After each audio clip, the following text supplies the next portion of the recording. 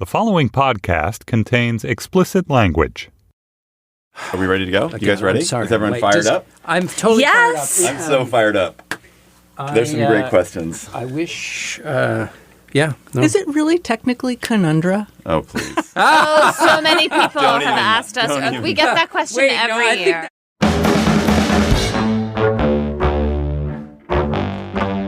Hello, and welcome to the Slate Political Gabfest.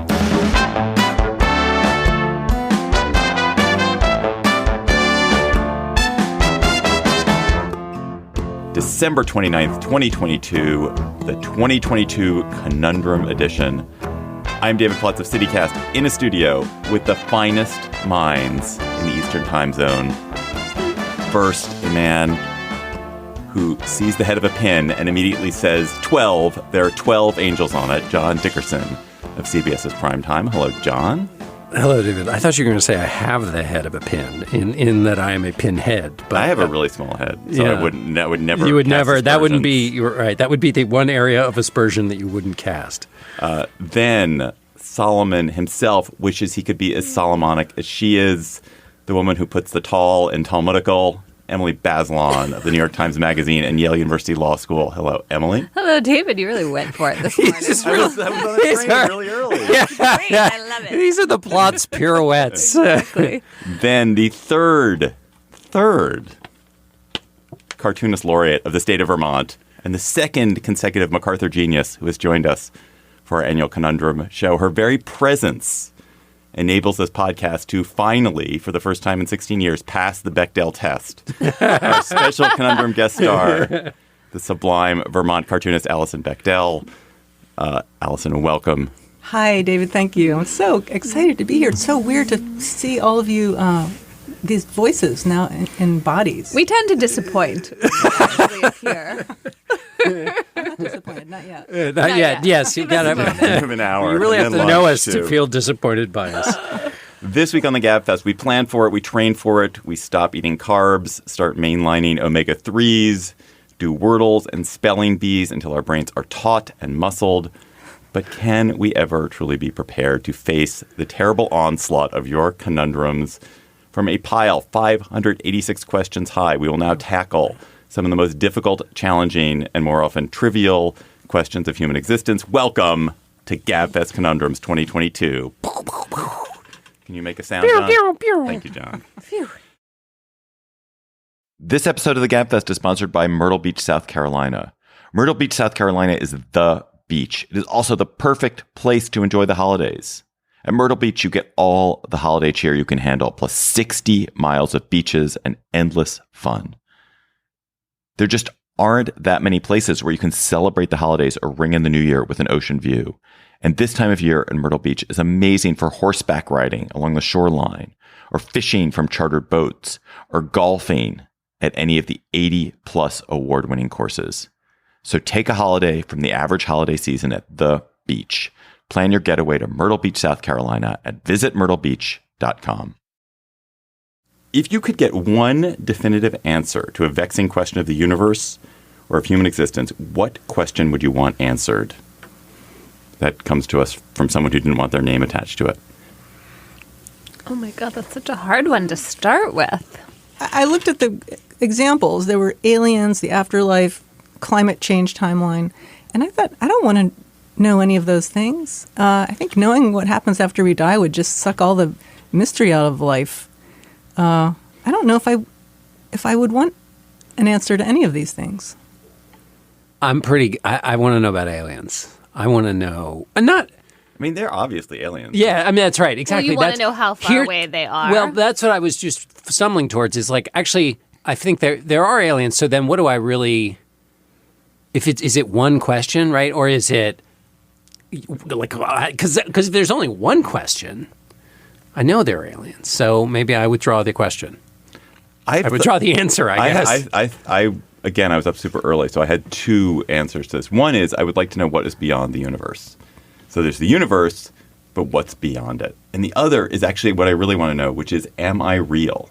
Like, am I what I perceive to be? That's good. On a planet I'm 6 feet tall. I have real consciousness. I'm experiencing like what I experience. Is that real? So do you have enough doubt about whether you're real that that's like a genuine issue on your mind? Yeah. Yeah. Yeah. So that's interesting. So it's a question that actually vexes you as opposed to one that vexes you because you don't know the answer, if you see what I'm saying. One is you think about it a lot. The other is like, wow, this is a really big question. It'd be cool to have the answer to. Huh. So you think that a lot. feels like an animating question of existence. Like if you knew that you were real, then wouldn't you just stop existing in some way? If I knew I was real or knew I wasn't real. Either way. I don't know. It would be daunting to learn either way. But I do really wonder about it. I think all these AI people have gotten in my head. Would it change your behavior if you knew either way, or can you not figure that thought experiment out? I don't know. I want to know whether there are going to be people walking around in 100 or 200 or 10,000 years. I would like to know the timeline for humanity's existence. How does it end? Does it end in the foreseeable future? I'm curious about that. Now, you could still be right, Alison, that we would be better off without that information because if it turns out it's really short timeline, that would be terrifying. That would be terrifying. Like 3 weeks. Yes. Show will be interrupted. I would like to know if it's 3 weeks, actually. But if it's like 10,000 years, would that remove our ability to worry about long-term kind of semi-existential threats like climate change? If we knew there were going to be people, would we be like, whatever, Earth, warm up, who cares? Yeah, but what if it's 9,999 years of living in a crust, barely existing during that period? So yeah, you exist, but it's no picnic.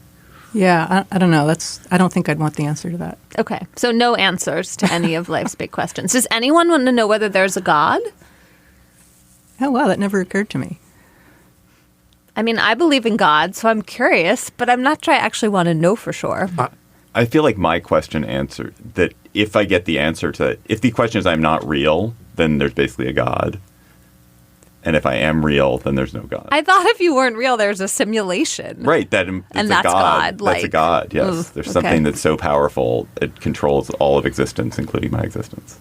Huh. I don't like that definition of God. It's like a computer. Okay, we're moving along. Is that what you're telling me? He's playing God, damn it.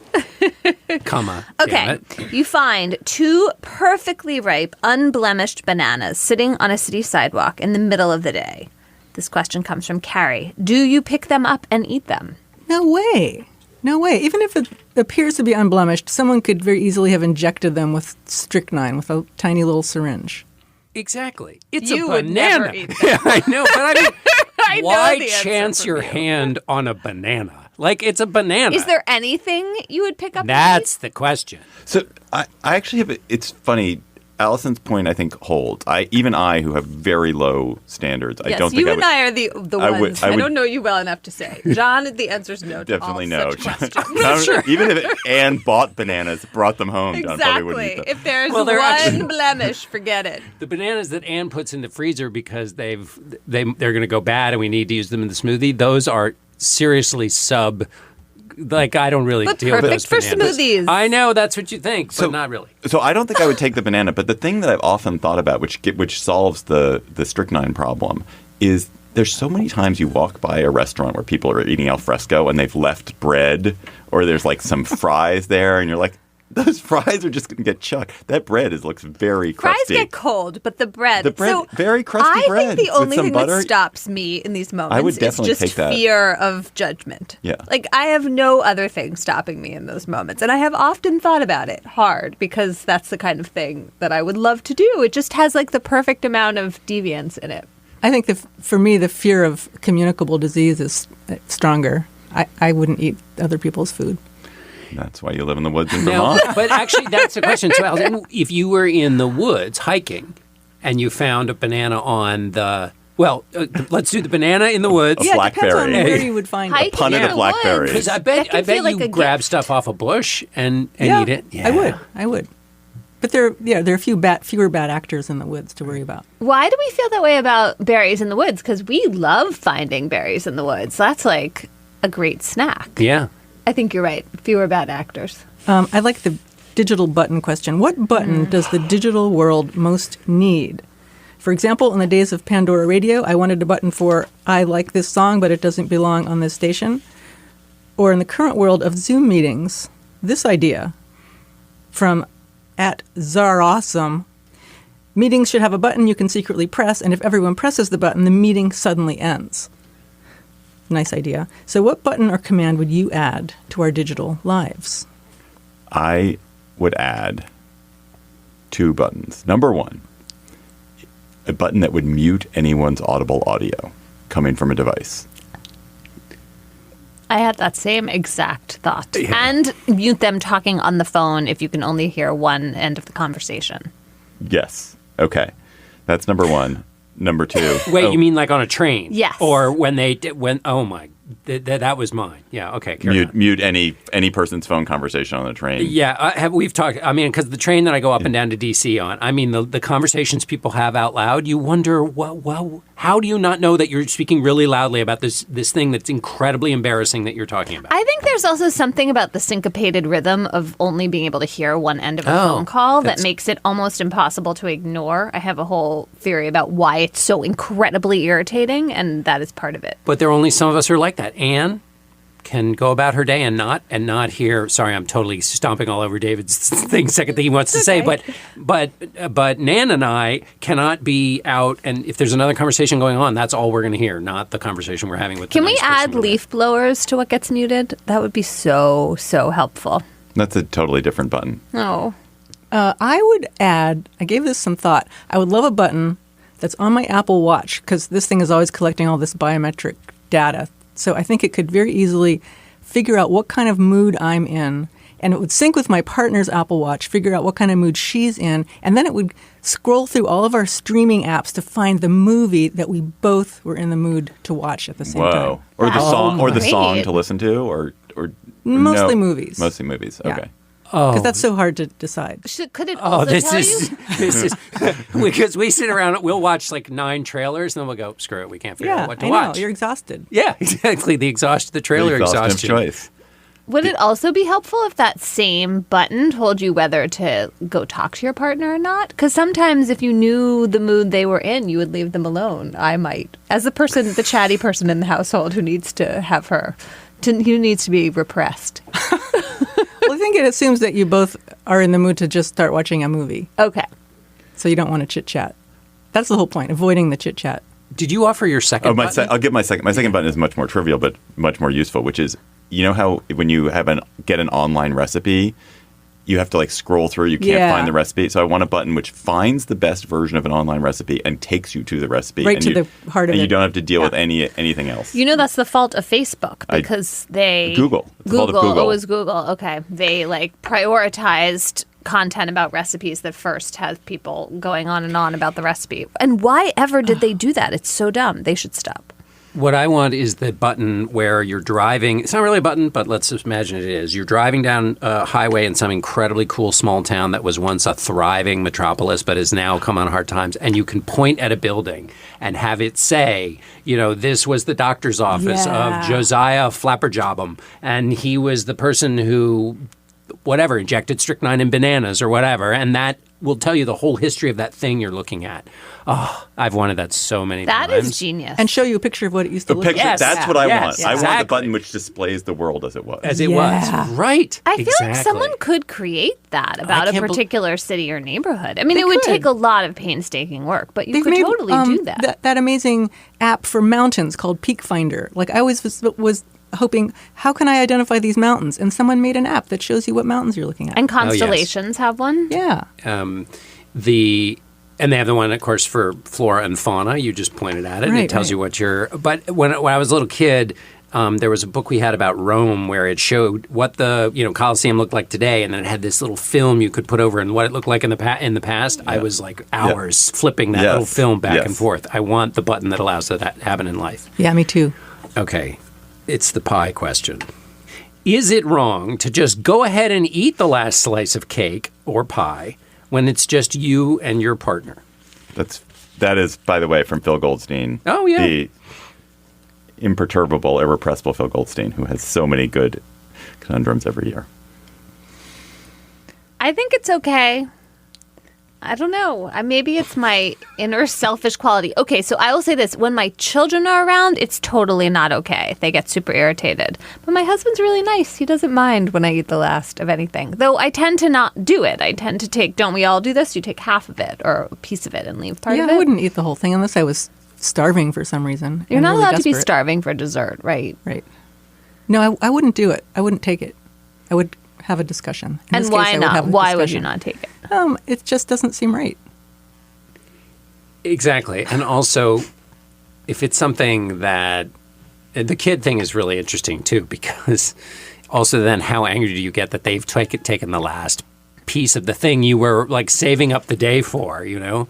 Yeah. So you'd have a conversation, David. You know what's great about this? Divorce. I was wondering what you were going to think about this. Have all the pie you But need. you have a girlfriend to consider.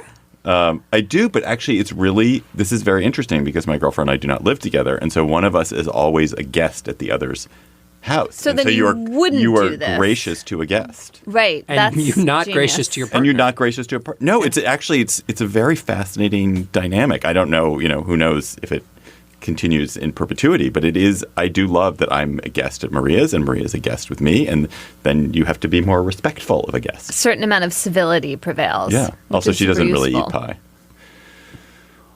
All the pie for you. Also, it is a great act when your partner, when you know that your partner has actually restrained their desire for that last piece of pecan pie and hasn't on your behalf. So it makes the pecan pie, when you ultimately get it, that much sweeter. That is true. Isn't it also true that one of the joys of companionate partnership is that there are some things your partner's not going to care whether you take it or not, right? Like I would never eat the last piece of pie. Paul likes pie so much better than I do. But there are some desserts I just know he would be like, oh, of course, it's chocolate. You're going to eat it. I feel like this is verging on an O. Henry short story in a minute. Slate Plus members, you get bonus segments on the Gabfest and other Slate podcasts, as well as member-exclusive episodes from shows like Slow Burn and Amicus, and no ads on any podcasts. Although an ad on a Conundrum show might be a relief. Who knows?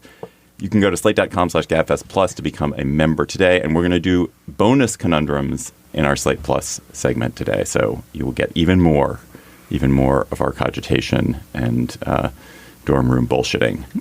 Slate.com/Gabfest Plus. This episode of the Gabfest is sponsored by GiveWell. A lot of us open our hearts and make donations during the holiday season. But when you donate, how can you feel confident that your donations are really making a big impact?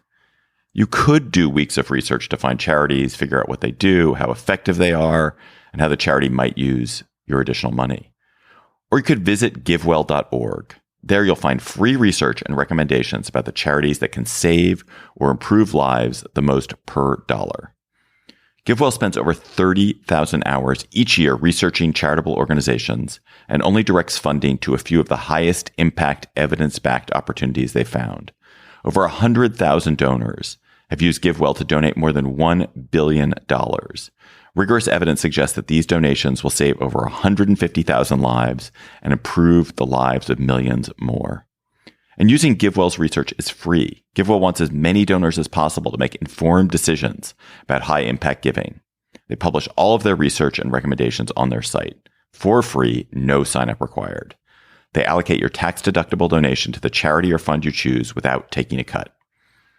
And if you've never donated to GiveWell's recommended charities before, you can have your donation matched up to $100 before the end of the year or as long as matching funds last. To claim your match, go to givewell.org and pick podcast and enter political Gabfest at checkout. Make sure they know that you heard about GiveWell from the Gabfest to get your donation matched. This episode of the Gabfest is sponsored by Slotomania. What if you had a go-to game that could instantly bring a hefty dose of fun to your day whenever you needed it? Life is too short for a day without fun. So get a thrill whenever you need it with Slotomania, the world's #1 free slots game. You'll have endless excitement at your fingertips with 170 free-to-play slot games, huge jackpots, an interactive community, and 1 million free coins. It is the perfect escape from your daily routine. Slotomania is the biggest community of slot lovers in the world. You can interact with fellow players and form cooperative Sloto clans with new friends, or enter electrifying live tournaments. You can become a VIP member to get your own personal account manager. Connect with millions of other slot fans on the Slotomania Facebook page, the biggest slots community in the world. When your day is feeling stale, just ask, what will today spin? If you're 21 or older, you can join millions of players around the world. Download Slotomania, the #1 free slots game, on the Apple Store or Google Play Store and get 1 million free coins. That's Slotomania on the App Store or Google Play Store for 1 million free coins. Would you rather have a terrible person be your neighbor or your coworker? I'll try that one. I think I would go with coworker because you'd be with them for less time of the day. You at least have the refuge of your home to go to after working with this person all day. I feel like if it's a coworker you have to regularly interact with, I'm going to say neighbor because I have lived in places and had neighbors and managed to not ever talk to them for a long time. But if they were the worst neighbor in the world, they would really probably... Oh, yeah. That's a good point. And there are some structures of the workplace that you can use to your advantage to build a Maginot line from you and the coworker. And with a neighbor, it's all fuzzy. It's all based on shared norms, especially if you live in the woods. And I mean, they're putting strychnine and bananas and sprinkling them about the yard and doing all that kind of stuff. Also, while you're asleep, Lord knows what they can do, and all kinds of other stuff. We've got some pumps that can go awry. You've got all kinds of adjacent environmental issues they could be messing with too. My parents have a house in Vermont, and they had a neighbor who had a neighbor who was terrible, and their life was a living hell in a way that I think that's right. And with work, you have HR. There is another Unless this authority. person works in HR. Oh, they probably do. They probably do. But there is another authority you can appeal to. But in neighborliness, it's very hard to appeal to another authority unless you go to the government, and which is difficult also. All right, I changed my answer. This is all very persuasive. It also makes me realize I've only had one, not even bad neighbor, just like only one uncomfortable interaction with a neighbor since my childhood. When I was a kid, we had some neighbors who were quite tricky. But yeah, it's true. It's such a luxury. And then if it's bad, I could imagine feeling very self-conscious every time you went outside. Alison, are you sticking with? Yeah. Well, it's very much informed by my country dwelling, but yeah, I'm sticking with it. Would you rather get to spend a day with your great-grandparent in their childhood or your great-grandchild in their elder years? This comes from Andy Andrews. This is another one that sort of touches on the climate future.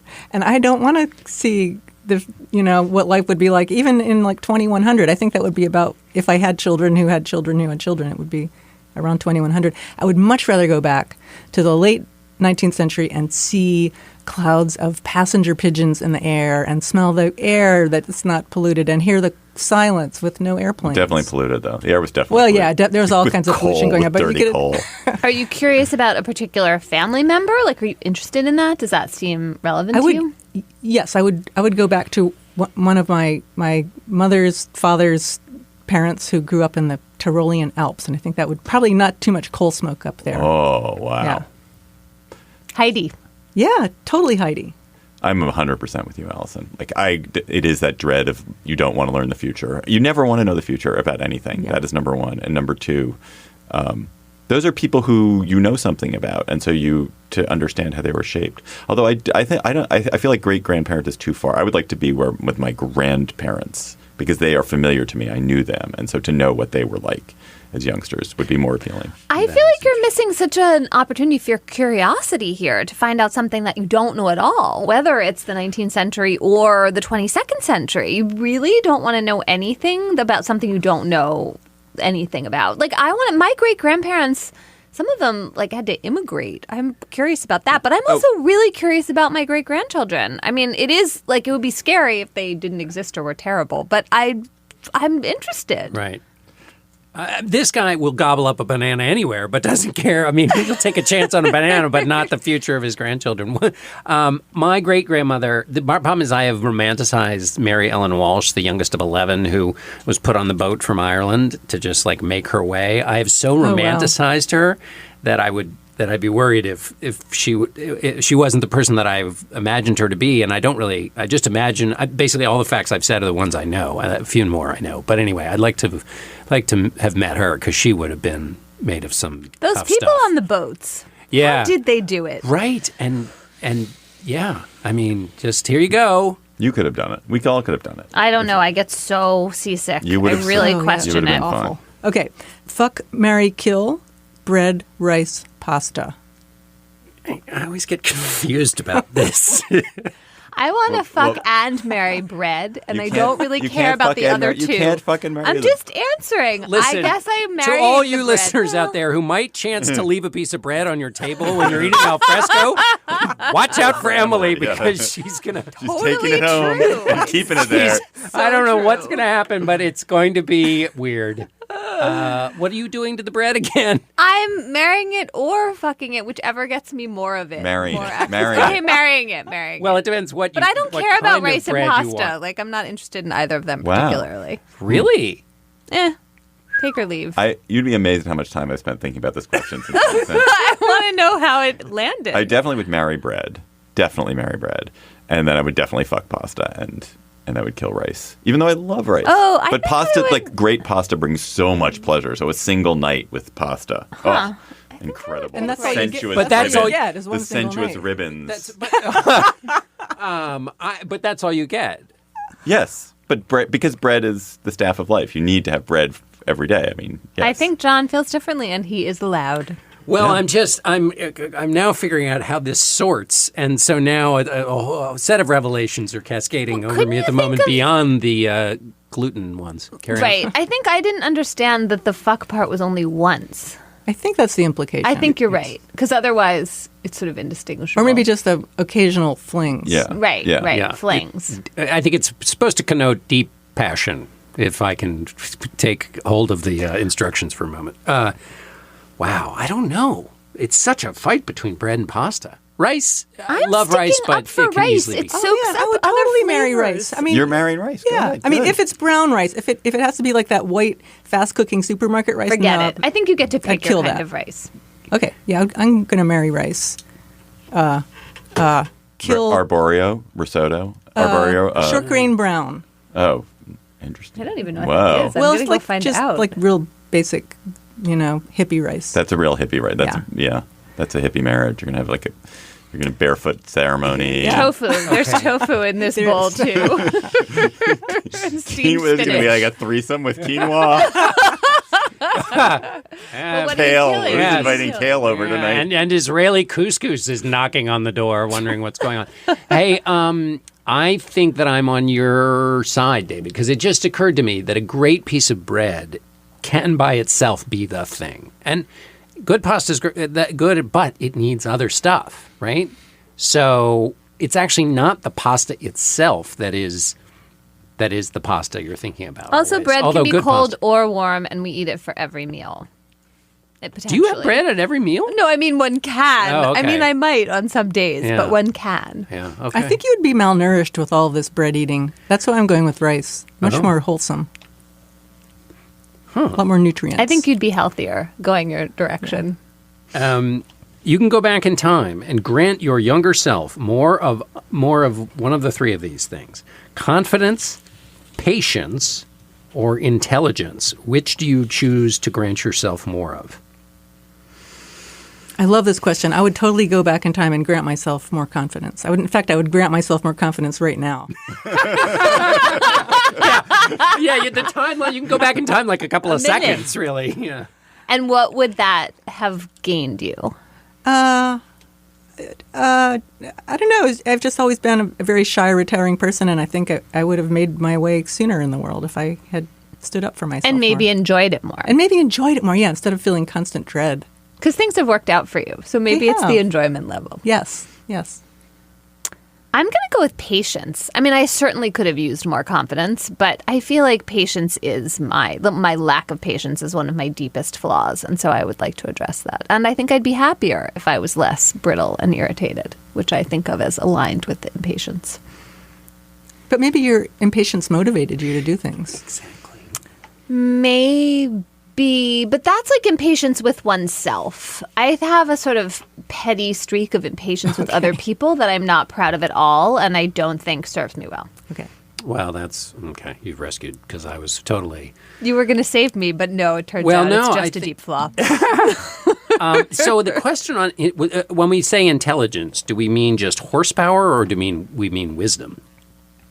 I mean, you get to decide. Oh, I think horsepower. Yeah, because wisdom's too easy. Yeah. It's you a cheap don't because need we'd all more pick wisdom. intelligence. I mean, you have a lot of it. Well, the question is whether intelligence would help you solve some of the two other problems. So, right, if you have a lack of patience and you're intelligent, but I think it's a misframed question. Yeah, I think confidence is. I mean, it's also the question of whether these are questions in the abstract or with respect to your own personality. Oh, your own personality. I think confidence, because it would just be a more happy life. David? I guess I feel like the virtue signaling answer would be to say patience because I'm a really impatient person. But is he accusing you of virtue signaling? No, he's thinking of himself. I don't know. Maybe he is a little bit. But I think I would want more. Honestly, I'd want more intelligence. Oh, come on. How That's much more ridiculous. intelligence can you have? I know. What about the rest of us? Yeah, see, who can't you know remember what? any poetry ever? Emily, we fell for it. He's fucking fishing. He is absolutely fishing. not. I wish I was more humble. I don't think he's fishing at all. I totally don't think he's fishing. I know. I just I'm think kidding. He's I just like had to take unaware that cheap of shot. It was so right in front of us. I know, but he's not fishing. You're not fishing. Fine. All But right. But really, he also is incredible. He's one I mean, of the I most guess intelligent why people I not know. have Okay, more? okay. Why not have more? Stop it. Stop it. We're going to do a different one. I did not think you were fishing, for the record. Alison, if you could take one historical figure with you to a completely different time and place and both return safely, who would you take, from when, and to where? I've actually had this enduring fantasy about getting to bring Jane Austen into the modern world. But maybe that doesn't follow the instructions here, because I would want to bring her to this moment. I think it's okay. It's a different time and place It's a different time and place for her. Yeah. Okay, this is an old fantasy, more from my younger years, but I think it would still be really fun to just show her all the wild progress that there's been. And I'd have to prevent her from swooning, because she'd be so overwhelmed by, seeing all the stuff women can do that they couldn't do before. Would you make her watch Pride and Prejudice, TV shows and movies? Yes, I would. Definitely. That would be on the list. We'd start with the BBC 1995 version, the miniseries. I think she'd be happy with that. I think she'd one. be very happy. And most of them, honestly, or at least some of them. Some more than others. I don't know. Clueless. I bet you'd like Clueless. Yes. Emily? So I feel like this is a kind of pathetic answer, but I'm going to go with it anyway. I'm so curious whether Shakespeare is one person and what he would make of our world. And would he just write more incredibly enduring, beautiful plays for us? So I kind of want to have Shakespeare be around. I'm also sort of... Why do you wonder if Shakespeare is one person? I thought that was pretty positively settled. I guess I can't believe find he's out, one because if person. he came back to the present moment, maybe he'd be 5 people. Yeah. I just can't... I guess I can't believe that he actually existed. Shouldn't you have spent your vexing question thing on this? Oh. Is Shakespeare one Is person? Shakespeare one person? Well, now Maybe. she's bringing this guy. She's either Yeah, has I think she's 5 new answering her friends or vexing one. question through this one. What would you have him do? Well, I take in the world and transmit it back to us the way he did with his own world. So here's a curious thing. If you believe Harold Bloom's book, where basically Shakespeare introduced us to ourselves, what if now, because all of the patterns of thinking and the way we look at the world was introduced to us by his plays, he's actually not that interesting. It's really full of cliches. Right. It's Lord, what fools these mortals be. Oh my God! Yeah. The rose. Sure, it smells sweet. Right. But have you tried lavender? It would be really bad if Shakespeare turned out to be kind of bad company after all. Yeah, you would imagine he would be. I love it. He's quoting lines. He's dropping these aphorisms, and everyone's yeah. Yeah. Yeah. This is a That is the question. Yeah. This is a Starbucks, sir. I don't know. I wanted to bring Christ forward. I wanted to bring Lincoln, but I don't know. I mean, don't give up on Jesus. We have to find out whether he was real. I do. I'm curious. You may have very firm beliefs on that. No, because it would be like that great scene. Is it in Manhattan or Annie Hall with Marshall McLuhan in line? It would be like, here's this person you're claiming. He's got a few things to unload on you about both what you say in his name and also here's the way you actually are supposed to act when you believe these sets of things. But no one would believe it was Jesus. It would be really a problem if Jesus showed up. Everyone would be like, Yeah, right, exactly, yeah. Go hang out with the rhyming guy stroking his beard at Starbucks. Exactly. Yeah. It's really interesting. You three all went the same. I went totally the other way, which was I thought, who could I move to make our present life better by moving them back to the past so that the past would get better. And so my idea was I'm going to send like Thomas Edison or somebody of that Eli Whitney or some Albert great Einstein. No, he's too theoretical. Somebody some really practical inventor back to like Renaissance Florence where they can make a quick difference in how technology is incorporated and you get to modernity faster. So what did you think about like electricity showing up 500 years later? We would have just destroyed the world all the more quickly. Faster is not necessarily better. I believe in modernity. Not the other day. You were all getting rid of academia entirely as a beneficial force in mankind. That is interesting whether getting there faster, because Edison had some bad ideas too, like all people with good ideas, like when he tried to suck the bullet out of Garfield. That was a bad idea. What an interesting way your brain works. Hi, I'm Dahlia Lithwick, host of Slate's Amicus podcast, and I'm here to tell you that we have a special offer on Slate memberships. You can now get 3 months of Slate Plus for just $15, and you'll get no ads on any Slate podcasts, member-exclusive episodes and segments on my show Amicus, and shows like Political Gabfest and Slow Burn, and unlimited reading on the Slate site. And best of all, you would be supporting all of Slate's independent journalism as we cover everything that is happening in the news every day. Sign up for Slate Plus at slate.com/podcast plus. Again, that's 3 months for only $15. So sign up now at slate.com/podcasts plus. Okay, if you were alone in the woods, miles from civilization, and you clearly witnessed a UFO up close, leaving no doubt in your heart and mind that what you witnessed was real, but you had no video or audio recording of it, would you tell anyone about your experience? This comes from Jason Howard. This is the plot of the movie Nope. Oh.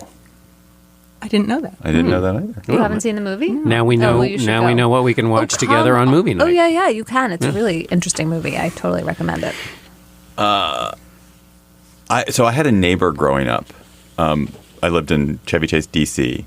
Very nice, sort of urban but suburban neighborhood. And there was this one neighbor who lived around the corner. This was probably when I was a teenager. He would walk around the neighborhood with a scotch in the afternoon and sort of with, keep an eye on his kids, and seemed like a really nice guy. And then one day there was a magazine story in the Washington Post about people who had been kidnapped by UFOs, and it was about him. Wow. And so he was this person who normally just sort of had this normal life, but he believed he had been kidnapped by a UFO.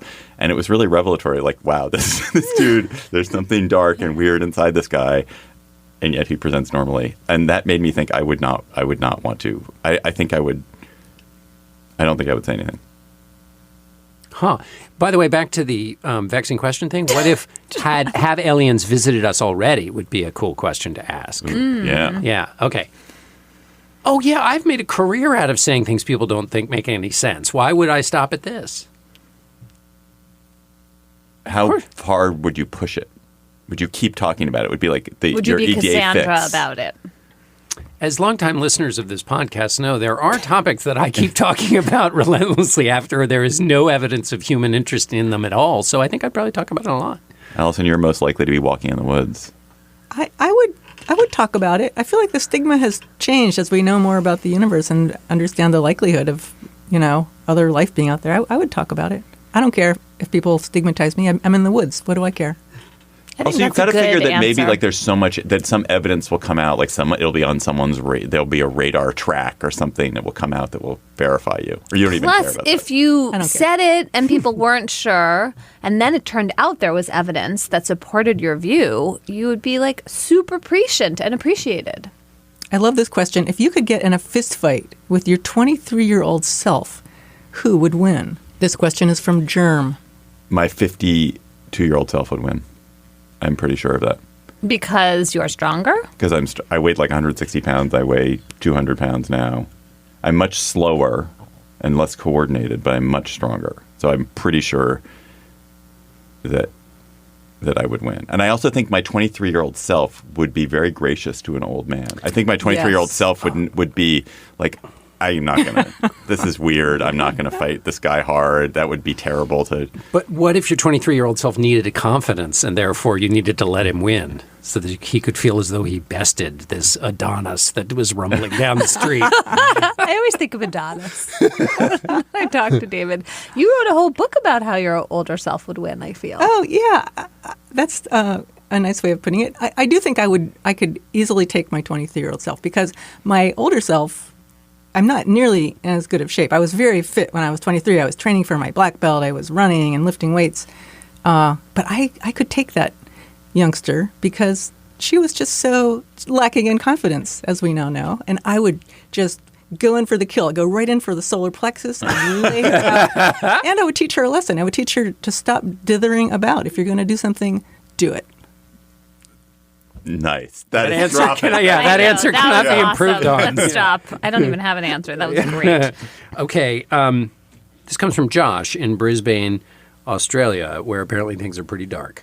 Would you rather... Okay, so here's the setup. Imagine that America must end. It must burn like Rome, and all victories, defeats, and status that has been achieved by America will be ended. The American people will survive, but America will never again retain the status and position within the world ever again.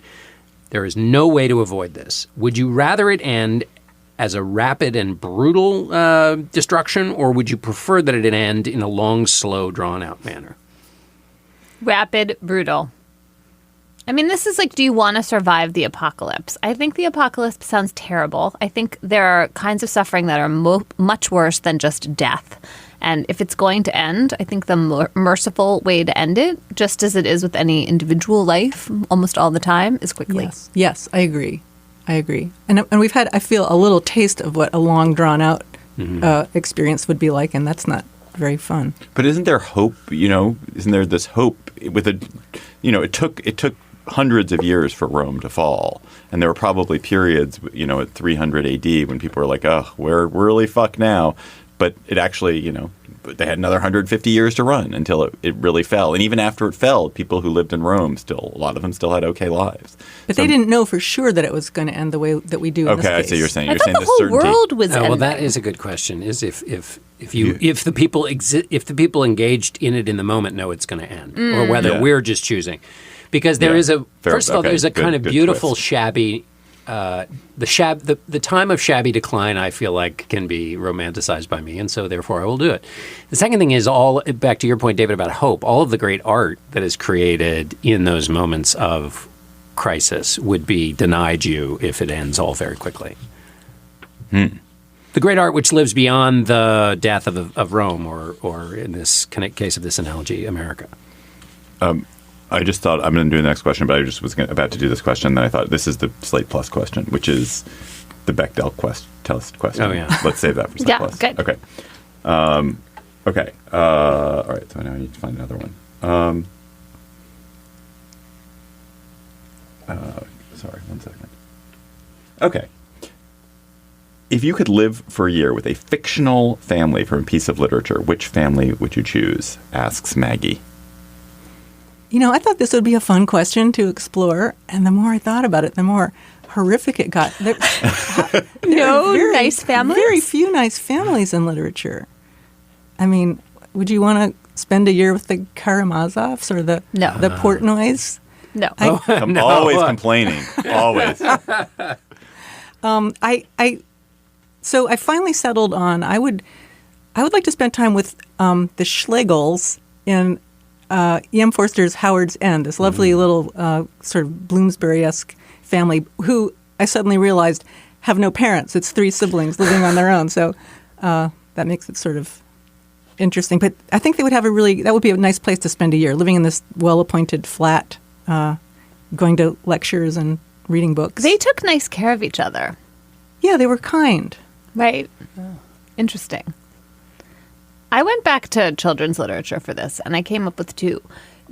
Have you ever read the Dory and the Witch books? No. So there's a little witch named Dory, and her mother is also a witch and is kind of stern, and Dory gets into scrapes, but basically, like, they're witches, which I'm quite drawn to. Oh, I have seen this. It's very charming, yeah. Yeah, and it's that mother is, like, kind, stern, seems like a good mom. I would like to be a witch. She's a crazy witch, too, which is cool. Yes. And I also really love the family in All of a Kind Family, and it's part of the sort of early 20th century Jewish Lower East Side milieu that I'm very curious about. I have so much romance about that, and it's my grandparents' milieu too. And then I once bought a warm sweet potato on the street because I was like, they always having warm sweet potatoes from a vendor, and it was not very good. It was really not good. Did you put butter on it? What did you just eat it plain? I think there was butter on. I mean, I do love a sweet potato, but it was so disappointing. I feel like you can't throw out the entire Lower East Side from the early 20th century based on one sweet potato. I think, to my Fantasia, we now know this was all bogus.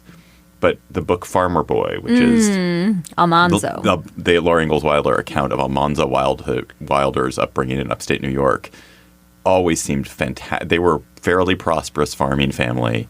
He seemed to have a wonderful life. They eat. It's the best book about food I've ever read. Especially compared to the long winter in which the Ingalls family is starving because Pa's dragged them off to some godforsaken corner of the American West. Yeah. They would not want to live with the Ingalls family, but I think maybe with them. Would you rather invent something that everyone uses on a daily basis or create a work of literature, painting, or cinema that people discuss long after your death? In other words, what is more important, utility or art? And this question comes from Phil Goldstein. I think it's funny to ask this of Alison Bechdel, who's created a work, yes. work that will long outlive her. That's why I brought it up, actually. I don't feel at all sure of that. You know, there's so many books that fade away. I'm prepared to be one of those books. Oh, I don't think this about Fun Home at all. Well, we'll see. We'll see in 100 years, in 2100, when the world is in flames. Emily's going to go check on it. But she's going to go forward and check on it. I'll come back and tell you. I feel confident. Do you agree? Because there are those who have so there's the book itself, and then there are those who experience the book and then talk about it, and so it lives on in a way that is like has its own life that's distinct from the piece of work, which will be true with you. Well, yeah, I don't feel attached to that kind of posthumous fame, but as long as I'm doing something, I don't care if it's like a widget or a book, something that affects people's lives in a positive way, I would be happy. But so you are not going to pick a side in this? I'm not going to pick a side. Definitely something great that lives on beyond you, even if it's not associated with you, that has that continues to be the source of people's thought and is provocative or is meaningful to them over time. So the work rather of than art. useful. Yeah, work of art. Okay. David? Definitely something useful. Definitely something useful that people dealt with every day. A windshield wiper. Yeah. That just Because? a little less friction in the day for someone, thanks to you. Well, I don't think I'm capable of creating a great piece of art, and so it's sort of like I've figured out where my value add is, where I can contribute in the chain. What if it's just a sentence that you said that is incredibly meaningful that people repeat over and over again through generations? Windshield wiper. Okay. What is the best way to politely shoo away a friend who you want to keep as a friend who is staying over too long at a dinner party, barbecue, etc., especially as you can no longer use the excuse of having to put the kids to bed because you're at your own house? Do we know who asked this? Phil Goldstein. Oh, okay. Phil has every question. It would be interesting to be at Phil's house. He'd be constantly asking you difficult questions. I would just like to say I'm incredible at this. basically because I am not very nice about it. Yeah, it's like I just sort of run out of patience, and I'm like, okay, we're going to bed now, so you should leave. It's kind of like I just don't even make any bones about it. You've actually done this. Oh, yeah. And you've experienced it? Well, David Emily? is very good at cutting off anything he's not. When it's done. You're actually really good at ending things. I totally appreciate it because it means that you know that if you're interacting with him, he actually wants to be interacting with you. Now, I will say that when he was my boss and he didn't listen to me because he was doing something else while we were on the phone, it was irritating. But now that he's not my boss... Although that's a different thing. That's a failing unto itself, not associated with this. That's true. It's a separate failing. But now, when David ends things, I totally appreciate it. John, you're a super polite person. How do you... It is hell. How do you because I have been... The amount of years that I've spent in my life unable to extricate myself from conversations because I don't want to put a foot wrong. Opposites on this. It's so and true. It's awful. I wish I had your seriously because when people do it with me, I am so grateful. They're like, we've had a great interaction. We've exchanged some really good stuff. I'm on to the next thing, and that's cool. And everybody's and so when I'm the recipient of this behavior, it is so wonderful. I'm unable to. Do it myself. So isn't the answer something to do with cleaning up? And this is actually... you get up and start doing the dishes. Yes. Oh, right. Yeah, I definitely do that. What if they don't get the signal, though? Because I know some people that definitely doesn't always work. Let me help in the kitchen. But no, if no, someone no, it's helps- good. No, really, come on. But if someone helps, then they're helping. I feel like that's a trait. I mean, it's certainly better than they're just sitting there, right? And often the person who doesn't want to leave does not want to help, and then they leave. Huh. Because there is that tricky customer who is awesome at an hour, but in an hour and 15 minutes, diminishing returns. I think I'm probably like that as a guest. So you don't want me hanging around and helping in the kitchen. I'm trying to get out doing the dishes in advance here. Well, I am of an age where most people are as eager to leave as I am for them to go. So Right. It doesn't come up that 8:45, it is bedtime. And we live in the woods. Spend a weekend in your own head reading a fabulous new book by a new author, or having a fabulous new experience with new people? That's like the easiest. That question is so easy for me. I mean, the second choice. It's the second choice. Seems clear. Yeah. So yeah. I would have chosen the first choice because I prefer mostly to be alone. But then I realized, but if it was true that you were having a fabulous new experience and it was with new people, then yes, of course, the second one. Oh, wait, no. Sorry, I misunderstood. I would totally want to be alone, whatever is going on. Any choice. No matter You how. don't care how sparkly No. and charismatic they are. No. You would rather be by No, yourself. that would be exhausting.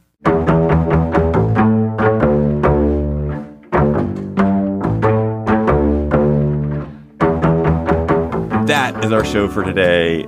The Gabfest is produced by Cheyna Roth. Our researcher is Bridgette Dunlap, who did such an incredible job gathering all your conundrums. And you, listeners, are the suppliers of the raw material of this show. Thank you so much for the amazing conundrums this year. Our theme music is by They Might Be Giants. Ben Richmond is Senior Director for Podcast Operations.